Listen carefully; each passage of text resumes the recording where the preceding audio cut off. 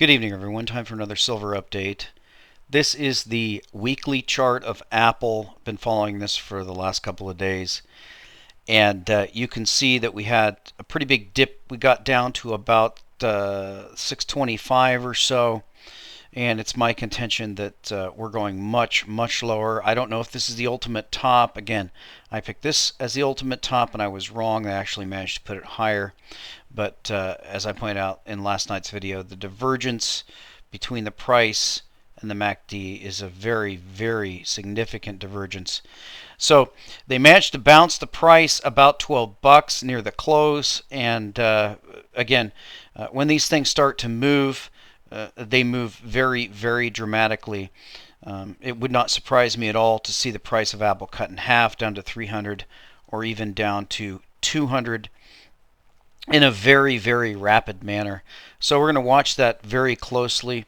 Over to the silver chart, we have, well, let's go to the nearby view. I'm not sure if that's still going to be in play, but if we look at the 1 minute, it's pretty much flat line. But if we got to the 5 minute, we have something like a bad tick here. You can see down to about 33 even.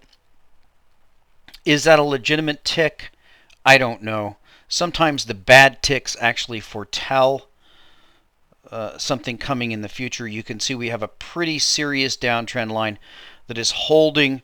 We're going to wait and see what we do in the future. That AGQ option, that's strictly for the paper players. Again, it's not really important that you play the paper. It's just something that people like to play. So when I picked that, we were about 310. That's the 56 on the November date, and that's a strike price of 56. That's expiring November 16th. Again, it's important that if you're trying to play the paper and you're doing ETFs, you always want to be in the short side of an ETF, again, because of the built-in decay. So that's shown almost a 20 to 25% profit since I picked it out. If we get that smackdown, which Clive Mond and others have predicted, then that obviously that price of that option is going to explode. So let's get over to the questions of the night. There's a number to cover here, and the first one is from Egg Scrambler, and this is a door-to-door confiscation. Hi, Brother John. Always love to listen to your morning videos. Yesterday, Rick Ackerman posted a video on his blog. This on his daily blog. I didn't like the end of it at all. A sniper's fear. Member of my survival group, an Army Ranger sniper who retired after 9 years, has dug a hollow in the forest behind his house, fortify it with clothes, guns, food for his wife, young children. I thought it was to protect against civilian marauders. Imagine my surprise when he told me it was to protect against our own military. According to his sources who are still in the service in what is a very youthful military National Guard, plans are being discussed that would have soldiers and guardsmen going door to door confiscating food, wealth, guns, etc., all in the name of national security, redistribution to keep the peace. Or is it going to be mostly spoils to weld soldier loyalty? The more things change, the more they stay the same. I was interested in what you think. I certainly hope it won't get to that, etc. So I don't have time for the rest of the question, but I don't think there's any reality behind that. We've seen a lot of the social fall and crazy stories about stuff like that. It doesn't really make any sense to me. Kind of like confiscating silver. There just isn't any out there. There isn't enough money to make a difference. What's your percentage of stackers and survivalists and people who are preparing? Virtually nil. I think the forces that are trying to keep the peace, if this end of the world scenario comes that everyone's talking about, which again I don't necessarily subscribe to. I've pointed out that the most bullish scenario for silver that I've seen is actually economic growth. And there's a lot of ways there could be economic growth. I've covered the capped wells, the resources in the U.S. There's a very good possibility that they might just flip the switch and the United States starts to export all of the food, natural resources, oil, all the stuff that we have stored up here. So I think for the most part, it's just a big scare scenario. It just doesn't make sense to me. Going door to door is just stupid. These people are going to be much more interested in maintaining order and having food distribution and just keeping the peace in general than doing something like that. So I think that's just a big scare story. Next question. Back to the gold standard. And this is from L. Walsh, 1979. Dear Brother John, I enjoy watching your videos every day immensely. And even though this is my first post on the site, I've been a lurker and a silver stacker from way back. This may be an oversimplified question, but I want to ask it anyway. There has been a lot of talk lately by various pundits about the possibility of going back to the gold standard. Even the video of yesterday showing $100 bill with lots of gold causes many tinfoil hats to think maybe we're headed in that direction. My question is this: if we did go back to a gold standard, what is to prevent the banksters from pegging the dollar price to some arbitrary price they choose, say $1,000 an ounce?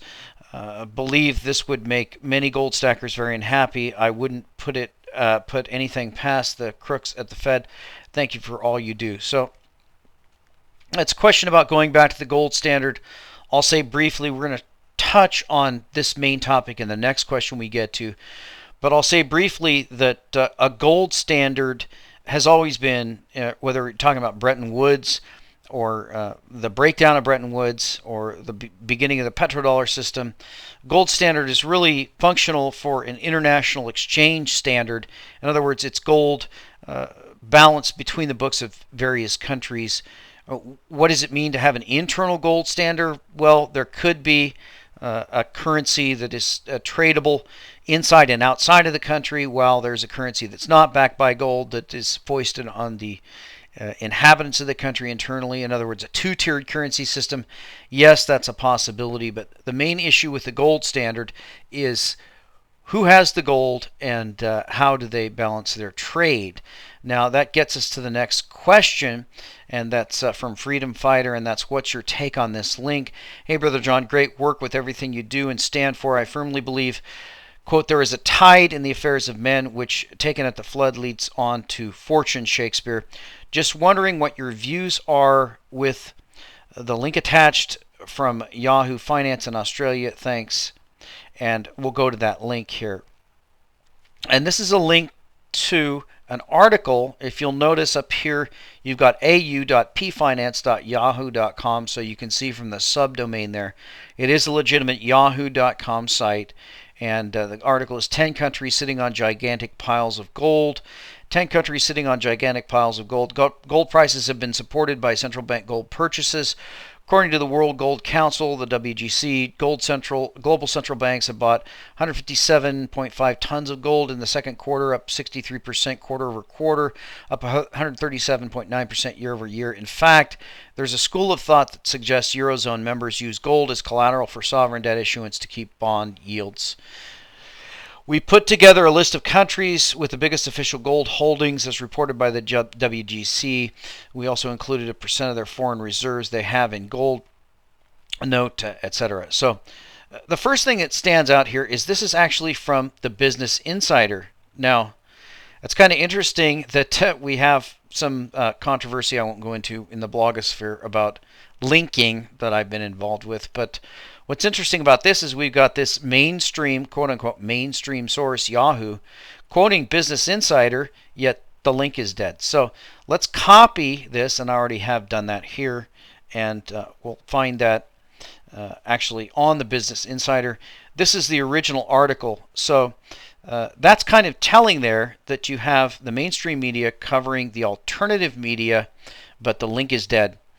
Kind of the reverse of what's supposed to happen. So same article, and now we have this list of countries with their official gold holdings. We've got India at number 10, the Netherlands, Japan, Russia, Switzerland, China, France, Italy, Germany, and then, of course, the United States at the top. So, and you can see the United States is about 8,000 tons, with Germany behind at about 3,300 tons, and then it goes down from there. So, now one of the statements was about U.S. Holdings and all these holdings, gold reserves, as far as these are currency reserves. In other words, foreign reserves. Now, what does that mean? Now, that's going to go back to the question that we just asked about what is the gold standard for? Well, it's going to have to do with foreign reserves, because under traditional gold standard, you have the ability to import until you run out of gold. Once you run out of gold, then you have to export to import the gold to be able to import again. So that's the idea behind an international gold standard. That's the key, because all of these countries don't trust each other. Now, one of the reasons they don't trust each other is because all of these countries are notorious liars. So we don't know how much of this gold that's reported by these various countries really exists within their borders. I would venture to guess that if the latest Jim Willie is correct, that China is probably not number 5. I would guess that China is already number 1. We've seen China come out many times and report after the fact that it announced how much it was accumulating, that it actually had accumulated 2 to 3 times the amount that it said it was accumulating. So I think Jim Willie's right.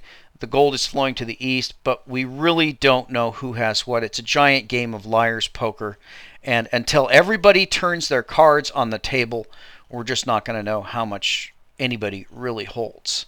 And of course, you have the tungsten bars and all the rest.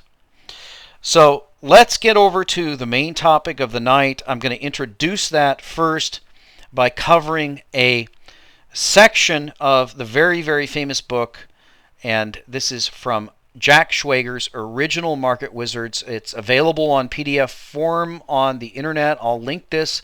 I don't think this is any kind of copyright violation. I'm not sure if Jack shared this or if this is not kosher. My guess is that it is, because the book is so old. But this is actually an interview here with I'm trying to remember. This is a devotee of Ed Sakota, who I've quoted before, and let me get up to the top here.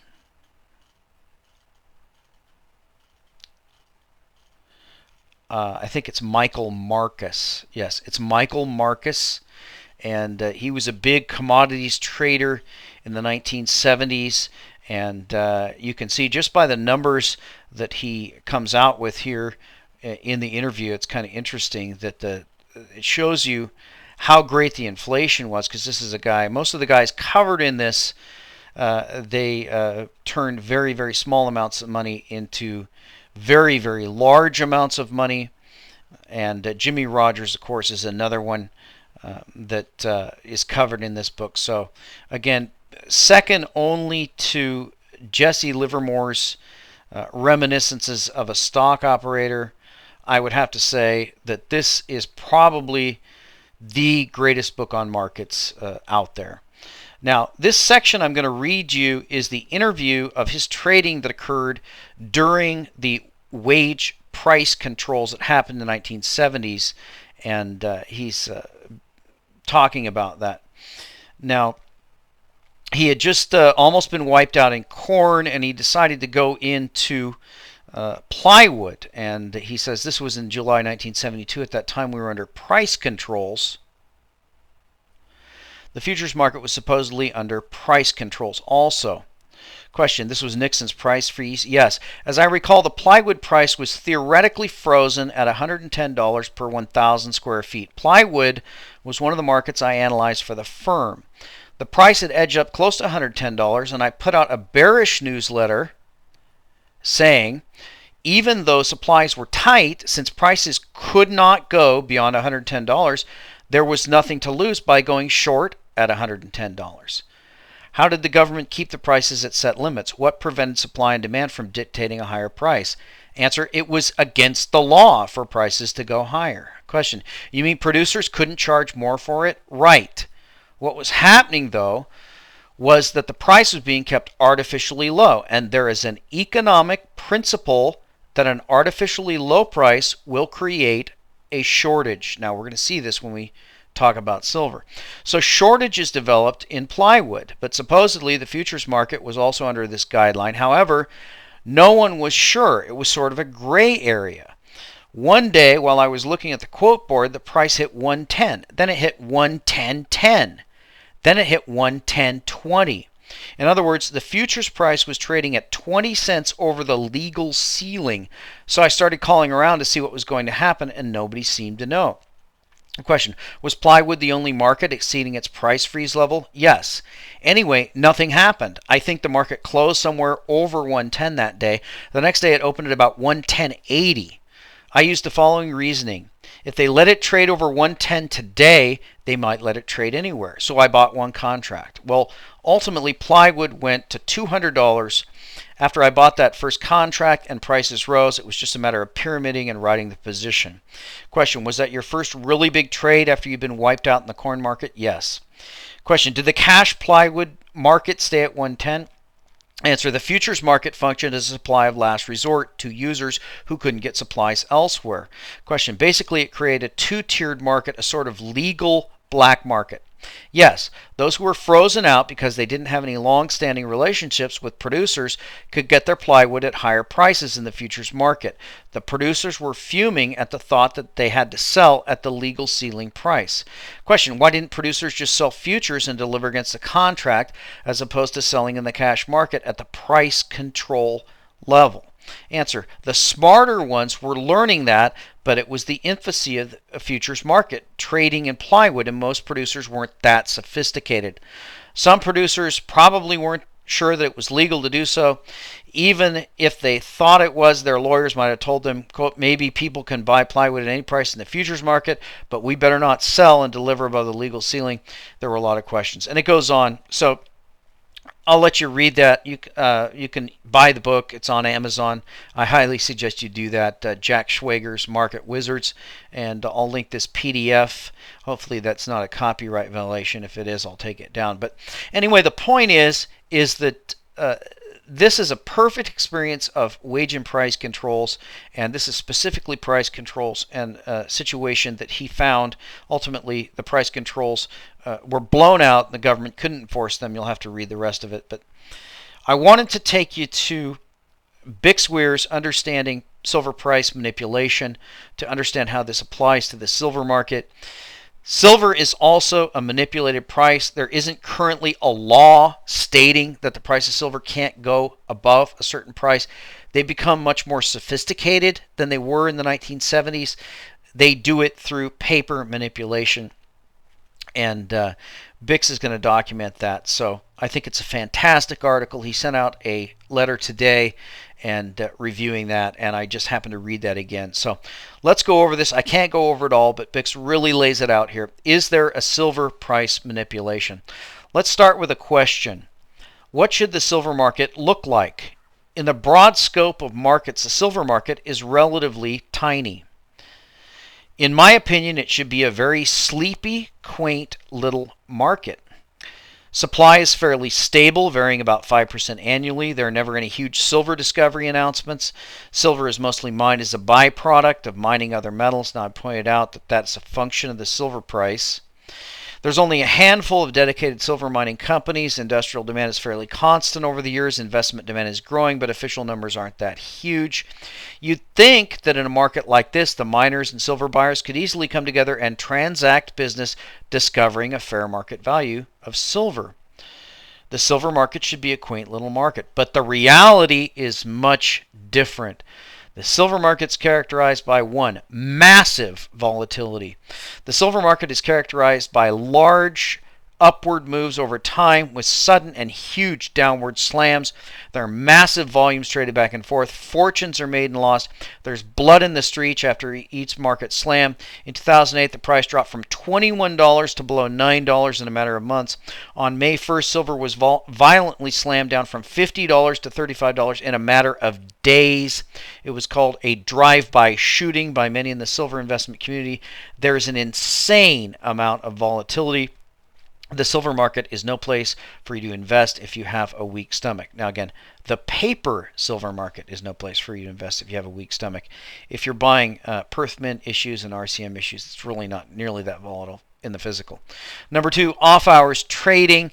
Most of the downward volatility begins in the off hours of trading before or after the large markets are open. The May 1st drive-by shooting started in the middle of the night on a Sunday and dropped 10% instantly. Who trades like that? If you had a huge long position in silver that you wanted to unload, would you do it in the after hours market to maximize your price? There was no news to spook the market. This was a blatant manipulation and obviously was to all of us. Now, if you remember, there actually was news. I believe this was the capture of Osama bin Laden as well as the release of the Obama birth certificate. So take that for what it's worth. Number 3, COMEX short concentration. Ted Butler has been exposing the short concentration issue for 20 years. We all know of his work. The kicker for me was that on November 2009, 2 traders or less than 1 likely held 68% of the commercial net short. 68% of the short was held by 1 trader. The CFTC has just passed the position limits rule, and hopefully this will put an end to the excessive short concentration. Well, this was written a while ago. Now we know that no, there's no short position rules. You can have any concentration you want. Number 4, multiple ownership claims. Who owns the physical silver these days? With so many silver derivatives, there are many options for bullion banks and others to work at a fractional reserve metal storage system. Silver certificates, swaps, leases, pooled accounts, options, ETF shorting, on and on. In 2007, Morgan Stanley was sued for charging storage fees on silver certificates, although they didn't hold the physical silver in inventory. It was settled out of court, but their defense was that the practice of selling silver certificates and not holding the physical metal was an industry standard practice. What about the silver iShares ETF? How many claims of ownership are on that silver? It's unknown, but we do know there are 20 million shares short at the moment. There are currently investors in SLV who bought 20 million shares expecting the ETF to deposit 20 million ounces in the inventory, but that metal was shorted instead of being placed in inventory. Number 5, exchange margin requirements. The latest silver slam was assisted by a huge margin requirement increase by the CME to squeeze the weak-counted shorts. This was a blatant manipulative move by the CME and added significantly the downward plunge in the price of silver, which is illegal, by the way. Don't expect anything to be done about that. Craig Donoghue, the CEO of the CME, had to come on TV to try and justify their actions. He said, quote, margin requirements are really intended to make sure that we have the ability to protect all participants in the clearinghouse because we are the guarantor to every buyer and seller. So margins were increased to protect market participants. At $50 an ounce, who needed protection? Clearly, the longs didn't need protection. It was the shorts that were being protected from default because they sold silver derivatives on metal they did not have. Get out of the COMEX. If you play in their market, you play by their rules. Number 6, the third CFTC silver investigation. We know that's a bust. Whistleblowers, we know about Andrew Maguire again. The CFTC did nothing on that. Number 8, yes, there's a manipulation. As we all expected, the game is rigged. From the regulators to the bullion banks to the exchanges to our elected officials, our quaint little silver market is 100% rigged. So now that we know silver market is rigged, the next logical question is, how do they do it? The tools of manipulation are computers and derivatives.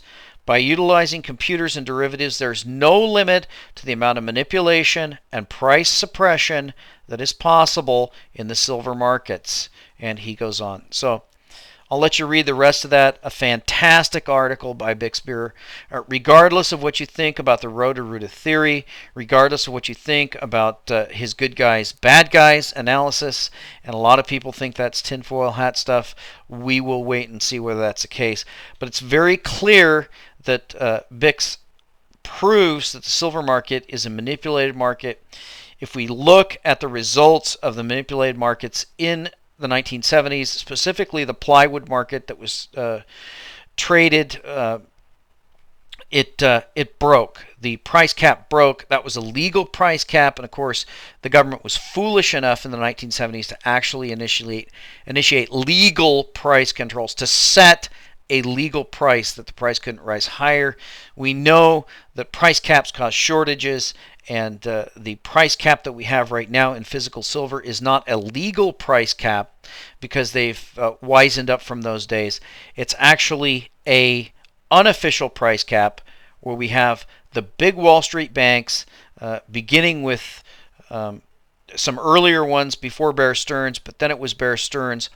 That was inherited by J.P. Morgan, and now J.P. Morgan is the primary silver short.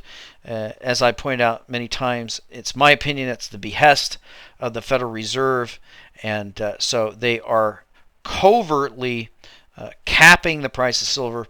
There's only one conclusion that you can reach from that, that ultimately the market will out, because markets are greater than governments, and of course that will either institute a black market or the bankruptcy of the COMEX and the LBMA, or it will be a real market that will be instituted in another country such as China or any of the others that decide to trade real metal for real currency as opposed to fake metal. So very interesting times coming up. We're going to watch this price of silver to see if Clive Mond is correct that we get a paper smackdown. If we get that smackdown, then it would be a gift. I do not expect a fourth retest of that 26 base, but anything can happen. If we do get that fourth retest of that 26 base, then that is a fantastic stacking opportunity for the people who know the true value of silver. And we'll talk to you next time.